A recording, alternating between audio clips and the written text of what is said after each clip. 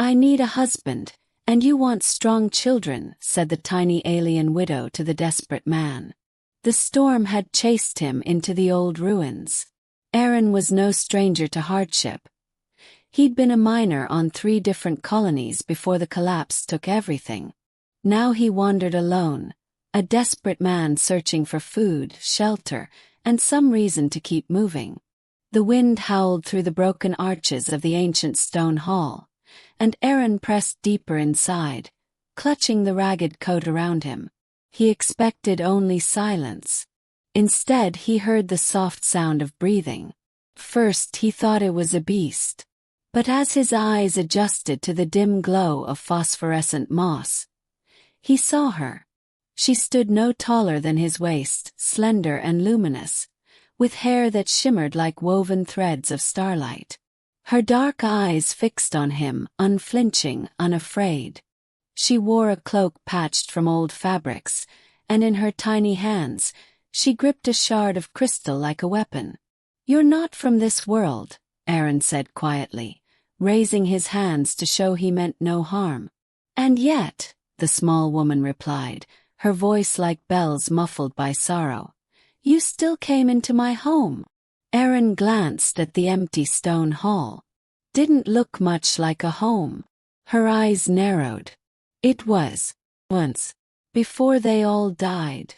The grief in her voice struck him harder than any blade. He sat down carefully on the cold stone floor, lowering himself to her level. "I'm sorry." For a long time, silence stretched between them. The storm raged outside, thunder cracking across the sky. Finally she asked, "Why are you here, human?"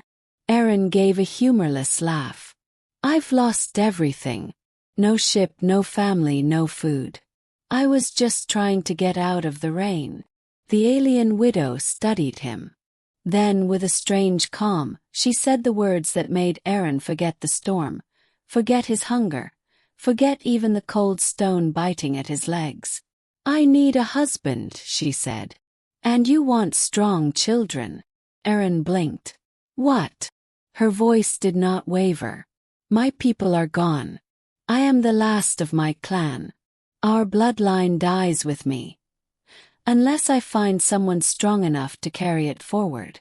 You are alone, desperate, and I can see it in your eyes. You want a reason to keep living. A man with no future could find one in me." Aaron let out a shaky breath. The words were absurd, impossible. And yet something in them dug into his chest, a truth he had buried deep. He did want a future. He stared at her. "You don't even know me." "I know enough," she said. "You walked into the storm instead of lying down to die. That is strength." He almost laughed again, but the sound turned into a cough. The truth was he was weak, starving, alone. But she, this tiny alien widow, looked at him as if he mattered, as if he could still become something more than just another drifter waiting for the end. "Even if..." Aaron hesitated. "Even if I agreed, why me? There must be others. Traders. Soldiers. They would take me as property," she said firmly, eyes darkening. "You would take me as equal. Or not at all." The hall grew quiet again. He could hear the rain dripping through cracks in the ceiling. He could hear his own heart beating. And then softly he said, "What would it mean?" The alien widow stepped closer, her tiny frame carrying an air of solemn dignity. "It would mean building something new in the ashes. A life neither of us planned, but one we can choose. You give me hope. I give you belonging. Together, we create children who carry the strength of 2 worlds." Aaron swallowed hard. He wanted to protest. He wanted to argue that it was madness. But he couldn't. Because in that moment, looking into her eyes, he realized he wanted it. Not just her. Not just survival. He wanted the chance to belong somewhere again. Slowly, he reached out his hand. She hesitated only a second before placing her smaller one into his palm. Her skin was warm, almost glowing against his. "Then let's try," he whispered. Her lips curved, not into a smile of joy, but into one of fierce determination. "Good. Because I won't let you run away now." For the first time in years, Aaron laughed. Not the bitter laugh of a broken man, but something lighter, almost free. The storm outside began to quiet. The alien widow sat beside him, leaning gently against his arm. The ruins no longer felt so empty. Tomorrow they would face the world together. Tomorrow they would begin again. But tonight, for the first time in a long time, Aaron allowed himself to believe. Not in fate, not in destiny, but in the strange, wild truth that a desperate man and a tiny alien widow could build something neither had thought possible.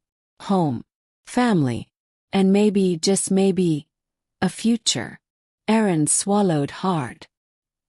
He wanted to protest, to say it was madness, that no human or alien handbook ever prepared him for such a choice. But the truth pressed against his ribs like a heartbeat. He wanted this. Not just survival, not just her offer, but the possibility of belonging again. Slowly he extended his hand. She hesitated, dark eyes searching his face, and then placed her tiny warm palm against his.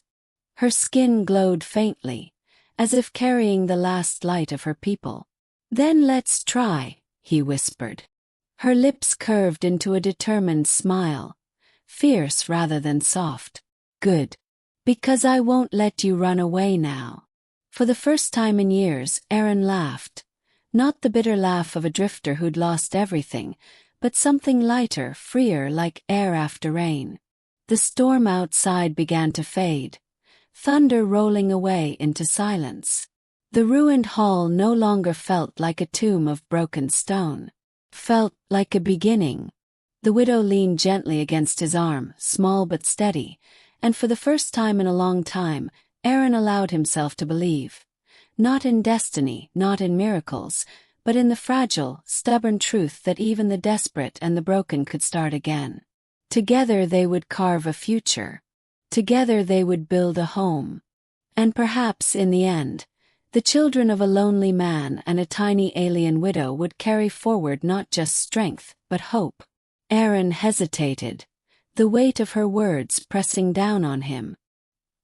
He had spent so long drifting, surviving without purpose, that the thought of being needed, of being chosen, felt almost unreal. But when he looked into her eyes, he saw no trick, no desperation born of weakness. She was small, yes, fragile in appearance, yet her gaze carried the strength of someone who had lost everything and still dared to hope. Slowly he extended his hand. She studied him for a heartbeat, then placed her palm against his. Her skin was warm, luminous, as though carrying the last ember of her people's fire.